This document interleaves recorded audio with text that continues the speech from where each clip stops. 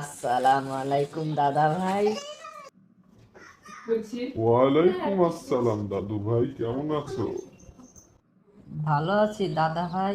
দাদা ভাই, তুমি তো আমাকে অনেক শিক্ষণীয় গল্প শোনাতে, আজকে কি একটা গল্প শোনাবে ভাই?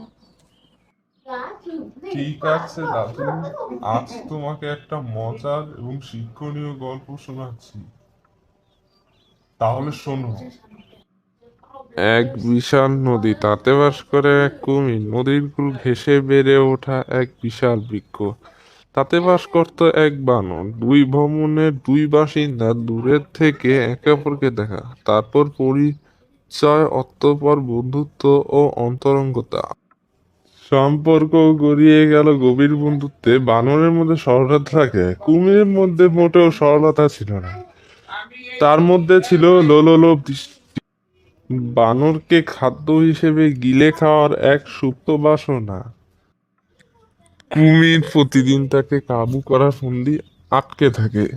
একদিন সে বানরকে প্রস্তাব দিল, দোস্ত, কতদিন এক গাছা এই ডালে ও ডালে ঘুরে বেড়াবি, এবার আমাদের নদীটাও ঘুরে আসো। কিভাবে বন্ধু?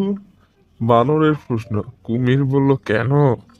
তুমি আমার পিঠে চড়বে আর আমি তোমাকে পুরো নদী ঘুরে দেখাবো। এতে দুই বিন্দুর মিলন ঘটবে, ঘোরাও হবে, মজা মজা তো হবেই। সহজ সরল মনে বানর কুমিরের প্রস্তাবে রাজি হয়ে গেল। একদিন বানর কুমিরের পিঠে চড়ে বসলো। আহ, কি মজা! এ প্রথম নদী ভ্রমণ, যা বানরের এক স্বপ্ন বটে। যখন নদীর মাঝখানে পৌঁছলো, তখনই ঘটলো বিপত্তি। কুমির তার হিংস্র চেহারা নিয়ে হাজির। গভীর কণ্ঠে বলল, আমার খিদে পেয়েছে, আমি তোর কলিজা খাবো। বানর তো অবাক, বলে কি, আমার কলিজা খাবে? তিলে তিলে গড়া সম্পর্কে এটাই পরিণতি। বানরের বুঝতে আর দেরি হলো না, এটাই কুমিরের ভালোবাসা ছিল না, ছিল নিছক একটা ধোঁকা। বলে, তাই বলে কি এভাবে জীবন দিয়ে দিব? বানর তো জীবন যুদ্ধে হেরে যাওয়ার পাত্র নয়। মুহূর্তে বুদ্ধি করে বলল, আরে দোস্ত, তুমি আমার কলিজা খাবে? এটা তো আনন্দের কথা, খুশির বিষয়। বন্ধু, বন্ধুর জন্য জীবন দিবে না? তা তো দিবেটা কি? তবে তো তুমি আগে বলবে না। কলিজা তো আমি গাছে রেখে এসেছি, চল, এক্ষুনি তোমাকে গাছ থেকে কলিজা এনে দেব।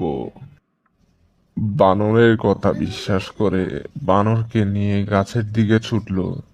যখনই গাছের কাছে আসলো, এক লাফে বানর গাছে উঠে গেল আর তিরস্কার করে বলতে লাগলো, আরে বোকা কুমির, কলিজা কি কখনো গাছে থাকে?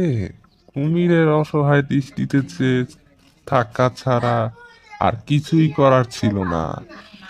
অতঃপর রাগে ক্ষোভে পানের নিচে আত্মগোপন করলো। অবসান হলো বন্ধুত্বের।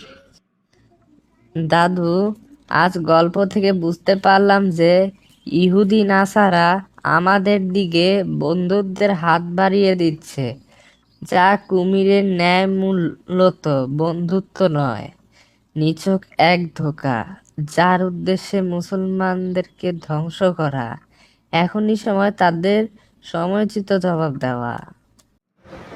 ভিডিওটি ভালো লাগলে আমাদের চ্যানেলটি সাবস্ক্রাইব করে শেয়ার করে দিন।